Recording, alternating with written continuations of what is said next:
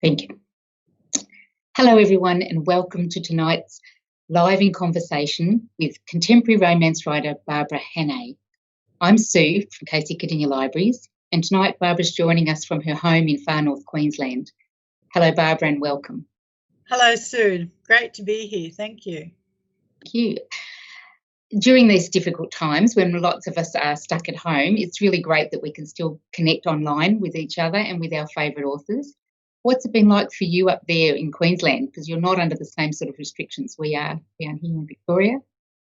We're not in lockdown anymore. No, we were for a while back in March, but it's still pretty quiet. Yeah, we're still being fairly cautious. Certainly, those of us who are seniors.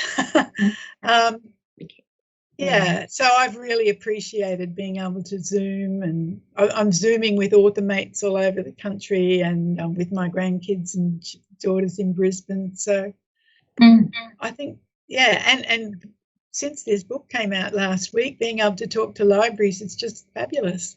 Yeah. Yes. That's what I was going to mention straight up, is that I got an advance copy of your new book, The Sister's Gift, which was great. And so I've already read it, shared it with one of my sisters who's enjoyed it as well. Would you like to tell everybody a bit about it, because it is so new? Yeah. I mean, I've got my little copy here, which probably glows a bit in the light. Yeah, tiny. Okay, well, as you might be able to tell from the cover and the title, it's a story about surrogacy between two sisters. And in this case, the surrogacy is actually took place 25 years ago. I have a prologue of the day the baby's born.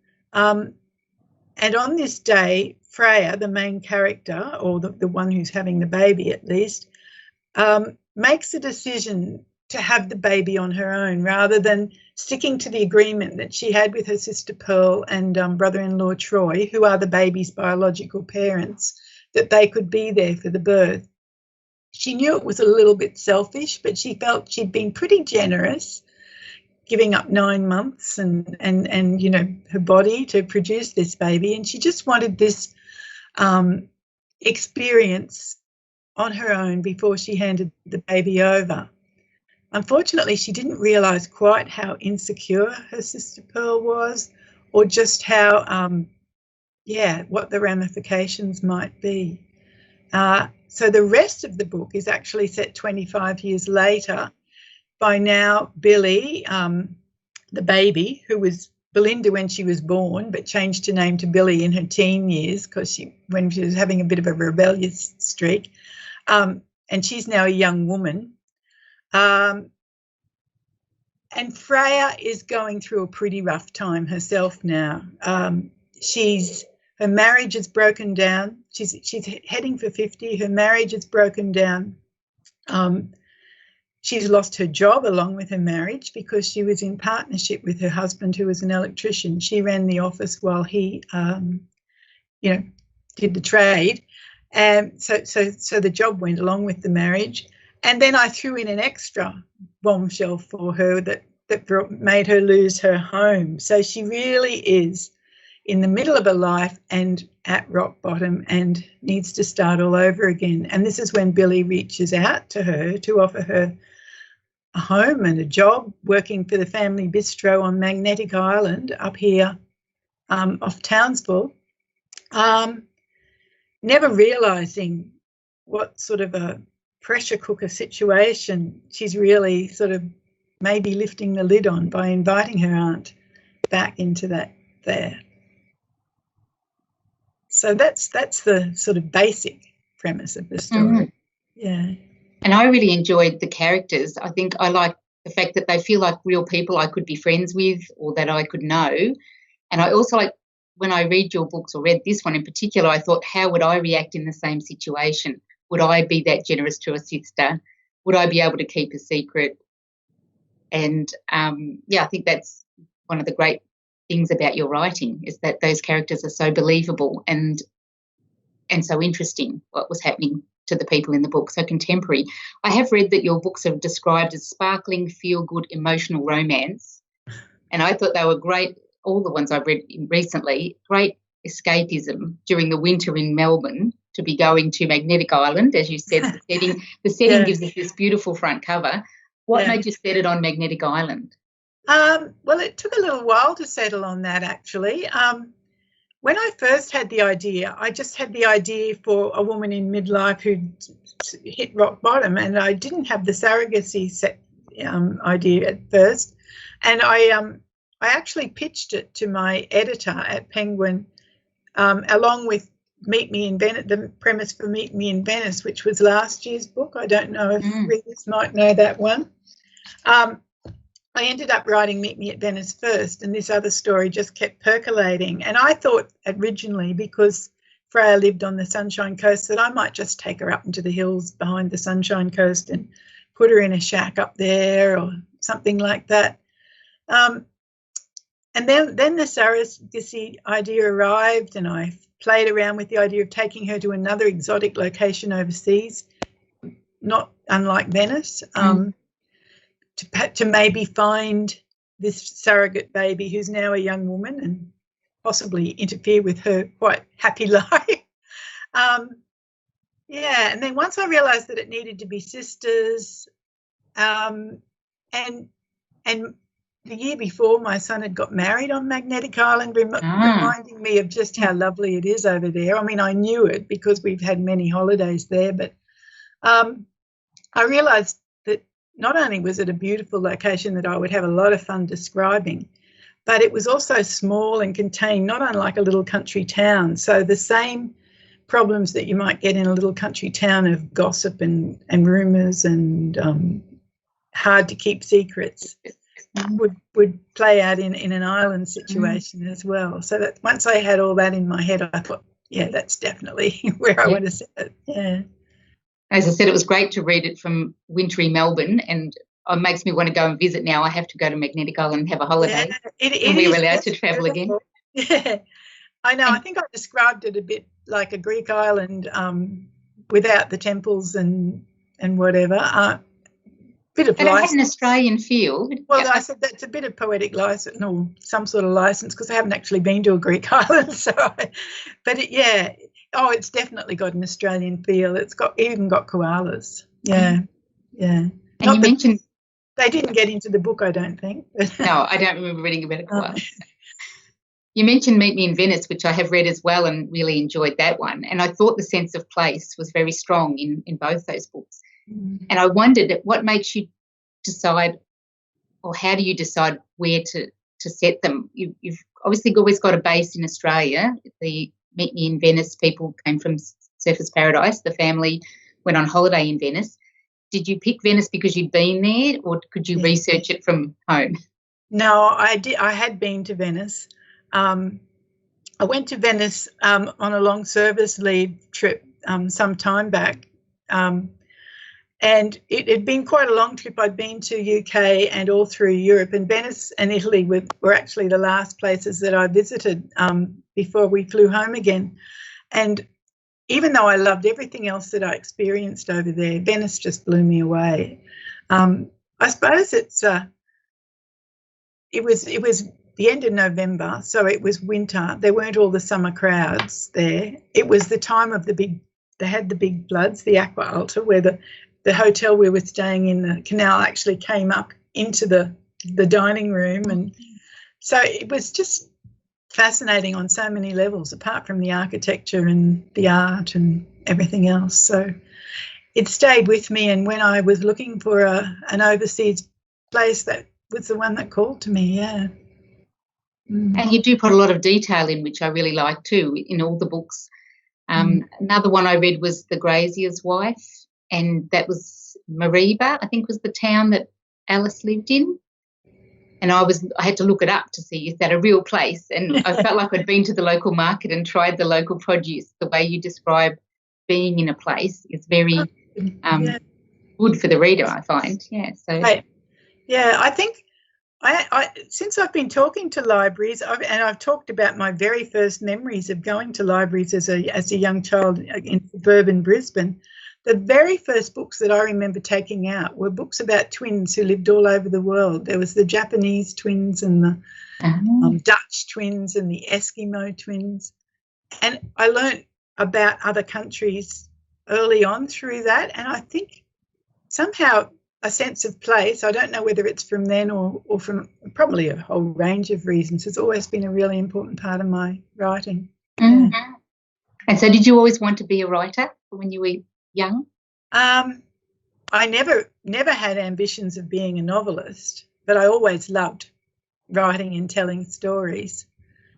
Even before I actually knew how to write, I used to make up stories for my sisters and do pictures, and they were movies that they had to sit and watch. I joined the Brownies when I was 7 or 8, and the first badge I wanted to do was the writer's badge. And I wrote a short story for that, which was about a girl from Brisbane whose family's transferred to the outback. Many years later, I realised that I was still writing stories about city girls who end up in the outback. I've written the very first book I wrote for Penguin, Zoe's Muster, is about a girl from Brisbane who goes into the outback looking for her biological father after she realises that the man who raised her was not a biological father. So, yeah, that fish out of water sort of situation is one I've explored a lot. So the stories have been with you for a long time. Someone yeah. And you didn't start off being a writer. Obviously, you were a teacher, an English teacher. I was, yeah. And then you discovered that you wanted to be a novelist. Yeah, well, all the time that I was still teaching, or even before that, when I had some years at home with my kids when they were little, I was still writing. I used to make up stories for them, and they would illustrate them. I've actually still got one here. It's a bit pathetic. It's about a princess in pink. It's about a princess who loved pink, and but then she gets tired of pink and she goes through all the different colours. So, you know, the kids drew the pictures, and so she went through blue and there's yellow and green. And eventually she ends up with a rainbow. So obviously I had a romantic vibe even then. So I used to do things like that with my kids, and I had some stories published in Women's Day and Women's Weekly. But it wasn't until I was teaching a unit of popular fiction to my Year 11 class, and we had to look at detective fiction, action adventure and romance. And we're actually being very clever and pulling these genres apart and seeing how predictable they were or how stereotyped the characters might be. But at the same time, I was thinking to myself, I really like these romance stories. They reminded me of the books I loved as a girl, like Little Women and Anne of Green Gables and Daddy Longlegs. They all had a romance in them as well. And so I decided to have a go in my next lot of school holidays and sat around. I thought, they're really easy to read. They should be easy to write.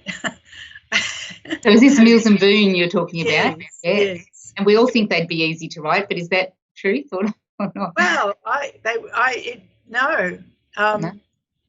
I wrote one. I had my 50,000 words and I posted it off to London, and I thought they were going to fall over themselves with joy when they got this amazing masterpiece. But 6 weeks later, I got a very polite rejection. But and really, I'd hardly read any, you know, I'd made my whole mind up about what they were about from just reading a handful. But I had written 50,000 words, and I'd fallen in love with that whole process of writing a novel, and I decided I want to keep going at this. You know, I'm going to master it. So I read lots and lots of them then over the next few years, so that I really understood what it is that readers loved about them. And so do they give you a formula to follow, Mills and Boon, or that's not true? That's you know, they got their reputation of giving a formula because they did give some guidelines, which publishers never did, about what they wanted, you know. But those have changed a lot over the years as well, because they adjust their lines and what they want for readers' tastes. For example, the very first book I wrote that was accepted, I had a ballet dancer as the heroine, and at the time they said, "Oh, can you change her to change her career? Readers don't relate to ballet dancers." So I did happily make those changes. But that was after I'd had 3 rejections, I think. It was about 4.5 years later by the time I got to this point. And I'd still been teaching, of course, and raising the family. But then 15 years later, ballet dancers, they were more than happy to have. So, tastes change and publishers change. Yeah. But no, there's rumours about, there's a kiss on page 16 and, this and that. But, and if you just do exactly what they've said, you'll get published. But no. Does it get easier now that you've written so many? Because you've written about 50 books and been translated into 26 languages or something, won Romance Book of the Year awards. Has it got easier to write a book? No. No, and any of my writer mates would probably tell you the same thing. No, I think we go through the same thing with each book, where we get this great idea and we dive in, and then you start to panic. Oh, am I really going to make it work this time? And So do you usually know where your book's going to go? Do you have an outline of the plot in your mind? You know the end when you start, sort of thing? Or I have, well, because there's a romance, I know who's going to end. Usually, not always, who's going to end up with a bloke or whatever. But no, I don't have every step of the way worked out. I think I'd be bored if I knew everything that was going to happen. So I like to surprise myself, and sometimes the characters surprise me along the way too. For example, in The Sister's Gift, there's an emergency that happens towards the end of the book, where there has another sort of generous act has to take place. And I didn't know until I got close to that which character was going to step up for that. So that's exciting for you too. Yeah. And there's the very last scene in The Sister's Gift. There's a little thing that happens in that just happened while I was writing it. So, And then I do like to be a bit organic along the way. Yeah. I was going to say I've forgotten what I was going to say actually. Oh, they're not just straight romances. There's other stories as well. There's often a secret that's a mystery to be solved, or first love or second chance at love. So it's a lot of other things. And you've got historical elements to the story when you go back to Singapore for The Grazier's Wife, wasn't it? How did you come up with that idea? And is that harder to write when you go back in time and you have the different generations sharing this? Yeah, I do that's what I have loved about writing for Penguin, the bigger books that I've been doing over the last few years, is being able to explore family relationships and generational relationships. And I have written 3 or 4 books with a World War II thread in them. Mm-hmm. The first one was Moonlight Plains, which is set here in Townsville, and that's about World War II that happened here in Townsville, and it was inspired by in 1995. This week we've just had the 75th anniversary of the end of World War II. In 1995 we had the 50 years at the end of World War II, and here in Townsville there were massive commemorations. Lots and lots of American servicemen came back, because we had 100,000 servicemen here during the war. We were bombed 3 times. A lot of people don't realise that. It was a very different place. And when they came back in 1995, they brought a Navy band that played all the Chattanooga Choo Choo and all those wonderful wartime things. There were lots of interviews happening with people who'd lived here during the war, and I just became fascinated with the whole idea. Started talking to some of the older people who lived here then, and but it was quite a long time after, before I actually wrote Moonlight Plains, which is a contemporary story about an old forgotten homestead out near Charters Towers, which is about 100 k's west of Townsville, where many planes actually out there crashed during the war, but I've got one in particular that crashed on this property. So I've woven those two stories together. Yeah. So it's often set somewhere you've been or you know well, and then you bring in historical research or themes. I really enjoyed the historical research, actually. Yeah. And when you're doing the multi-generational or the different time frames in a book, do you write them together or separately and bring them together? No, I write them together and weave them together. I know some authors write them separately and then work out how to weave them, but no, I alternate through the book, but I don't know. There's just something about me that can't rush ahead with one storyline. I need to know where the best way to blend them is going to come, and I'm scared if I just write them and then cut and paste, it won't have that same smoothness. Yeah. So do you have a bit of a writing schedule? Do you make yourself write so many words before breakfast, or is it different for you? Well, not necessarily before breakfast, although that's... No, you don't need to. I aim for 1,000 words a day. Yeah. And if they happen before breakfast, then the day is mine, and that's wonderful. But sometimes I'm still there at dinner time trying to get those words out. Yeah. I think it's the ones with small children at home perhaps that have to do it before breakfast. I think we interviewed Maya Linnell last year. And she has a small family at home, so I'm sure she's trying to write around the kids' homeschooling and things. Yeah. And she also writes rural romance, and that's a growing genre, I think. Do you find that too, that it's growing in popularity, or has it always been there and I've only just heard about the rural romance? It's been popular for about a decade, I think. Yeah. Yeah. And there's quite a few new books coming out at the moment with that flavour. So we're lucky. We've got plenty of choice. Yeah. So you talked about Mills and Boon as where you started writing the romance novels, and then how did you get on with onto your latest, your current publisher? How did you get that deal? Because have you had to have rejections during that process, or were you well known with your previous writing, so you got the 2-book deal straight away? I was really, really lucky. They actually wrote to me and asked me, was I interested in writing for them, which, hardly ever happens. I was lucky that another author, like apparently the editor at Penguin, had been sort of talking to this author about possible people that she might approach, and that person gave her my name, and then she looked up some of my books and decided that she thought I would be a fit.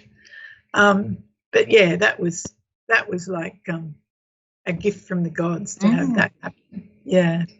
It sounds lucky, yes, because a lot of people talk about all the rejections and the different ways they've had to try and get it to be published. So, but I think the fact that I had already been writing for 10 years and I'd won a few awards, and that helped. Yeah. Certainly would. Yeah. And how do you feel about winning the awards? Is that exciting, or is it on the side of really what you're doing? You're not doing it for awards? No, I'm not doing it for awards. No, it has been exciting and it is nice. But no, the real reward for me is when I hear from readers, when they write to me and tell me or contact me via Facebook or something and tell me how much they've enjoyed a book. Particularly sometimes readers who are going through tough times and it really has been an escape for them. That's wonderful. And I have heard a couple of those this week, so I'm very grateful for them that they have bothered to let me know. You know about it. That's really good. You just showed those pretty covers of some of the other books. Do you get some input into the covers of your books, or is that all organised by the publisher? They send me what they think's a good cover, and I'm allowed to say no, but usually I'm pretty happy with what they come up with. You know, I think they've put a lot of thought into it before they send it. So, yeah, I haven't really had to have a problem. I haven't had a problem with any of them so far. I don't know if I'm easy to please, but I think they do a beautiful job. They're very attractive, all the covers I've seen. What about the characters' names? Where do they come from? Is that have a list of people you want to fit into your book somewhere? And that's funny. I was just talking to my husband about that this afternoon, because I've just renamed a character in the book that I'm writing, because he's not very pleasant, and he had a name that was quite nice. So I said I've had to scrap that name and I've given him a name that. Well, I don't know anyone with that name, so that helps. The safest way to do it, isn't it? If they're not very nice. Yeah. Sometimes it can be quite hard to find the right name. You know, sometimes I can be a third of a way through a book or more, and it's just not working, the name that I've given a character, and so I try again. But yeah, I have had lists at different times, but in more recent years, I don't mind if I use one again. So as long as it's, you know, a totally different feel and character. Do some of the characters go between books? Have you got some of them? Yes. Yeah. The Grazier's wife, for example, the one that you've read, Alice and Seth, is it? Yes. In that book, they have a small role in the next book, The Country Wedding. And then the book that follows on from that, which is The Summer of Secrets, some of the characters that were in The Country Wedding reappear in this. Just, you know, often if there's a character that's a main character in the first book, they'll be a secondary character in another book. Zoe's Muster, there were 3 books actually about that Fairburn family that's in Zoe's Muster.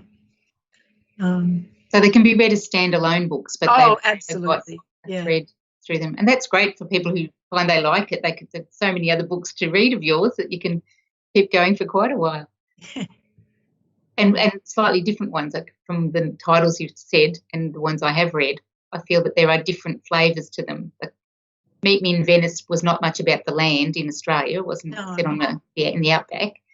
It was more the travel to Venice and the family dynamics in that one. Now, hopefully the people watching us and listening to us are adding questions to the Facebook page so that I can answer or ask you some other questions from them. One of my questions that I had here was, what do you like to read? What are you reading at the moment? At the moment, I'm reading Sandy Docker's Banksia Bay Beach Hut. She's an Aussie author. Yes. Story set on the coast of New South Wales. For my book club, I'm reading Gentleman in Moscow. Oh, I've heard of that. I haven't read it, but I've heard it's very good. It is very good, yeah. Not a recent one, is it? No, it's not a recent one. It's a slow read. So, and because I've been so busy, I haven't wanted. It's one of those books you need to have plenty of time just sit back and relax and read. So I haven't got. I halfway through I had to put it aside, but I was really enjoying it. One of the things I like to read to help me with my characters sometimes are self-help type books. I read one earlier this year that's helping me with the book I'm writing at the moment called Lost Connections. And it's about characters who, it's about depression and how sometimes depression can be as much about lost connections between people, not enough connections, rather than a need for medication. I'm actually writing about a group of people like that. They're not depressed, but that need to connect more with. Is that a little bit like Freya and Pearl, though? Before you wrote that before you'd even read this book, it sounds like, but they're a fractured family. Absolutely, strange sisters. I noticed you dedicated the sisters' gift to your sisters. Are they anything like the characters in the book, or no? Different relationship? That's why I described them as being my beautiful, talented and loving sisters, which they are, but I wanted readers to realise that not based on your life. They weren't necessarily like the character. They're nothing like the characters in the book. Yeah. But yeah, I realised that with the two sisters in that story, I probably slanted things very much in Freya's favour as far as who the reader might feel for, and Pearl's almost a bit of an antagonist. But I hope later in the story when they get to communicate that... I still felt sympathetic to Pearl, but we do hear a lot more of Freya's thinking and her motivations. But I did enjoy writing a conversation later on in the book where they really got to take some steps towards healing. Yeah. Yeah. We've got a question come through from Michelle saying, I was excited to discover your books. They are stories that I love. I read that one of your books has been optioned for a movie. Has that progressed yet? Right. Yeah, that's Molly Cooper's Dream Date, which is also set on Magnetic Island. I don't think with COVID that it probably will get off the ground after all. Not at the moment. Yeah. Maybe later though. Oh, I don't know. There'll be so many movies backed up waiting to get out the gate once the restrictions are lifted. I'd be surprised actually. But yeah, that was very exciting. Absolutely exciting. It's set on Magnetic Island, and it's about a girl who swaps houses with a guy in London. She had an English father, and she's always had this sort of fantasy about going to England. She grew up with her grandmother. Her parents had died when she was young, and she had this sort of fantasy about meeting a perfect English gentleman and all that sort of thing. So she ends up swapping houses with a guy who's burnt out by the global financial crisis, and he was a banker in London. And so he's got a really swanky house in inner London, and she's got this little hut on the island. They're very happy to swap though, and they communicate through emails, and that's how they become really interested in each other. Which is not what it was, a Mills and Boon, and you wouldn't expect a Mills and Boon to be like that, but yeah, and it was sort of inspired. When I was a kid, I loved Daddy Longlegs. I don't know if you knew that story about the girl from at university who writes to her guardian who's putting her through university. I don't know that one, no. It's a whole series of letters that she writes. So I love that whole idea of telling a story through letters. And nowadays it's through emails. Yeah, and then when they wrote the script for the movie, they turned it into text messages on their phone. Yeah, and of course they switched the setting from Magnetic Island to Connecticut because it's a Canadian film country, and I guess they didn't have a huge budget, and so it's in a snowy Christmas setting, but the feel of the characters and the flavour of the story is still the same. Well, if they're going to film it all over there, then perhaps they will be able to do that. Flying to Australia might have been out of the budget, but let's hope so. Yeah, let's hope so. There's another comment from Janine. I've listened to a lot of your books on audiobook. Do you get to choose the narrator on the audio version? I do get sent some audition tapes, yes. Yeah, so I get a say in who the narrator is.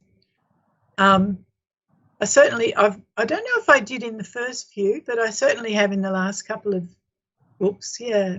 So you get to choose out of a selection of voices? Or yeah, for this sister's gift I was sent 3 actors reading the prologue, and I actually went for a different one first, but all the people at Penguin liked another one. And then when I listened again, I realised, yeah, because there's so many things to a reader. The first one I liked was brilliant at the dialogue, but then the narration was a bit flat. So, yeah. But it's quite a skill, isn't it, to do it well? Sarah Kennedy that they chose, we agreed on. I think she's done a good, not that I've listened to the whole book or anything, but yeah, it's a great way to experience a book, I think. I like listening to the e-audio books as well, and sometimes it's the only way you can get them nowadays, some books. Yeah. If they can't get a physical copy, you can do it by e-book or e-audio, and they do a great job, the people reading it. It can really add a lot to the book. Laura has asked, if you reach 1,000 words in one day, do you stop? Or if you're on a roll, will you keep going? Yeah, I will. I would keep going. Yeah. If I hit 1,500, that's a really, bonanza day. Because I am a slow writer, and I'd love to be able to write a first draft in one rush. I know some people who do, they just go for it until they get to the end and then they start editing. But I'm an author who fiddles and fixes all the way along as I go. So I might spend half the day fixing what I wrote the day before I push on with the next bit. So does that mean there's less work at the end, less editing required? Yeah. So you've done it as you go along. Yeah. And do you share it with somebody else, or do you have a first reader, someone who? I do. I'm really lucky that my husband's also a writer. He was a journalist, and he's actually just published his own memoir recently about his days as a journalist and a newspaper editor. And he's been my cheer squad right from the start. I probably would never have persisted if he hadn't read my first manuscripts and said, you really can do this. You can, So now every couple of weeks I print out my manuscript of where I'm up to, and he reads it, and we talk it over, and we brainstorm sometimes together. Usually, fair bit of the time, I knock his ideas on the head, and he's really good at it. He's learned not to sulk about that. But just being able to talk to him about it is really... That's great, isn't it? And he's not far away, so you can ask him easily. Absolutely, yeah. He knows what the writing experience is like. Yeah, and because he's so familiar with my work now, like one of his mates said, Elliot's so well read. He's read everything Barbara's ever written. but he has, and he knows the feedback I've had from editors, so he knows what I'm trying to achieve. So that's really... It's a great asset, yes. I know, I'm very, very lucky. Another question or comment. Vicky has said, I hear a lot of authors love the research so much that they find it hard to leave it to do the actual writing. Is this the case for you, or are you happy to dive into the story? Yeah, I think that's thank you, Vicky, that's an interesting question. I think because I did have that background in Mills and Boon, I'm really conscious of the importance of story. And I've been conscious also of never wanting to bore the reader. So I'm really careful. I try anyhow to be careful not to dump any more research into my story than I need to tell. But yeah, no, story comes first for me. And what about if you're enjoying the research so much? So you just want to keep reading the books. Yeah. No, I think that is you just do what you need to. Yeah. Yeah. Michelle has asked, do your family read your books? One daughter definitely does, always. The other daughter is very busy, and she eventually gets around to reading them. My sons, no.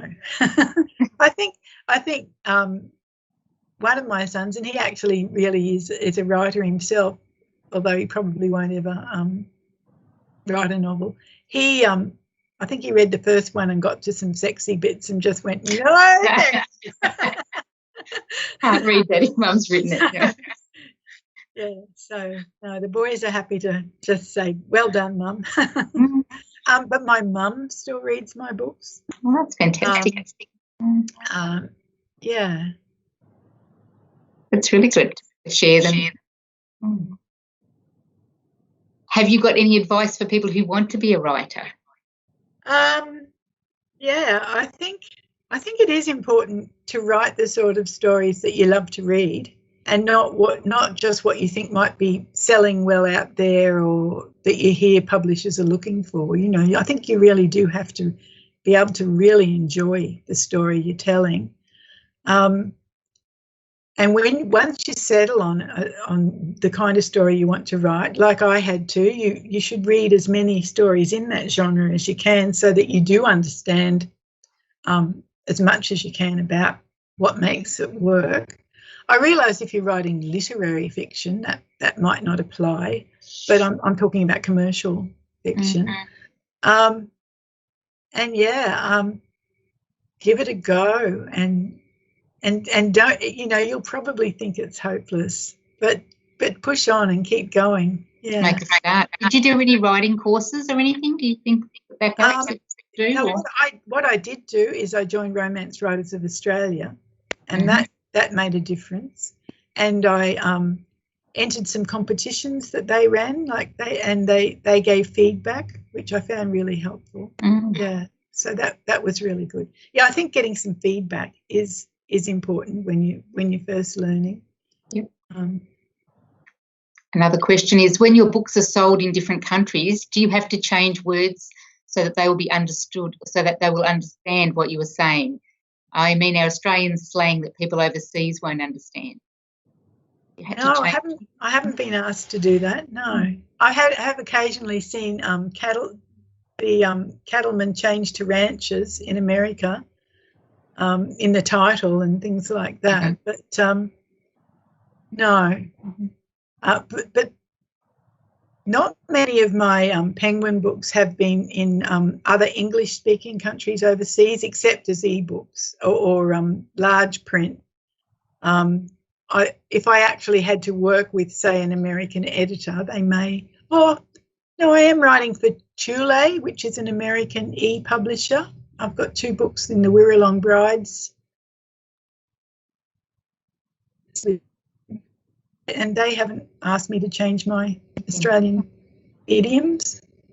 Good. Courtney's asking, would you ever write a book about a fictional place? Well, yeah, I sort of do. Burralee, the little town that I had on the Atherton Tablelands, was a fictionalised version of Yungaburra. I wanted to change it so that no one came along and said there's no solicitor's office there or cafe there or whatever. And I'm actually writing about an apartment block in Brisbane at the moment that's entirely fictional. You know? Yeah, so that'll be interesting, because the way you write, as I said, in some of the ones I've read, I've researched, is this a real place? And it has been. But you're saying that in future there might be things in the books that are not. Obviously, Brisbane, I still have to have it as a real place. Yes. Yeah. So Burralee is probably the closest I've come to a little fictional town, but it's still based on a real town with things changed to suit me. And you are writing something at the moment. Is that far off? Like, will that be next year published? Yeah, that'll be next year. Yeah. And was it really different releasing The Sister's Gift in the middle of this coronavirus pandemic? Has that been a whole different experience for you with publishing? Well, yes. This whole opportunity of talking to librarians in states. I mean, the distance from Townsville to Melbourne is the same as the distance from London to Moscow. So, yeah, to be talking to you like this it's a whole new experience for me. Yeah, because normally I would just travel around the libraries, probably even in North Queensland, sometimes in SEQ, but not much further away. Yeah. So we're all benefiting from it, really, in that way. We've been able to have you here without the travel. Yes. Well, I think that might be the end of our questions. So thank you very much, Barbara, for joining us tonight. If people are interested in reading some of your wonderful books that we've mentioned, they can get them from the library catalogue, basic it in your libraries, and that will direct them to the physical books and also the e-versions. They can also find you online, can't they, Barbara? Yes, I'm on Facebook. I do a bit of Twittering and Instagram, but I'm mainly Facebook, yeah. And I have a website, barbarahannay.com. Great. People can have a look at that as well. All right, thank you very much. Thank you, everyone, for joining us. I hope you enjoyed this conversation. I know I did. It was great to get to know you, Barbara, and hear all about your writing. Bye-bye. Oh, sorry, there's another question. Well, somebody's typing. Just a minute. before we say goodbye?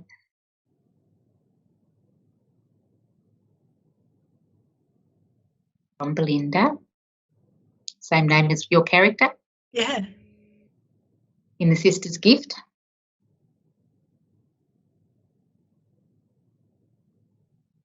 Sorry about this. No, it's Slight delay. Do you think you'll write about isolation following the pandemic? yeah. We have been talking about that. Possibly isolation, but not the pandemic, you know, sort of a different form of isolation perhaps. But I talked to readers recently and asked if they wanted to hear about the pandemic, and they don't want it in their books. I think we've all had enough of it and are happy to escape. So I'm certainly not, unless, you know, it becomes a thing that people do want to read about. I'm happy to stick with escapism. Yeah. I think I've heard other authors say that too this year, that it's not something they'll be writing about soon. It might influence the future plots, because if you're talking about 2020, and to be real, it will have to be in there. But I think it'll be a while. Set it 2019. That's right. Everything will be pre-2020. Yeah. Yeah. Okay. So if that's it for the questions. Well, thanks everybody. Thanks for your questions. Yeah. All the best. Thank you. All right. Bye-bye. Bye.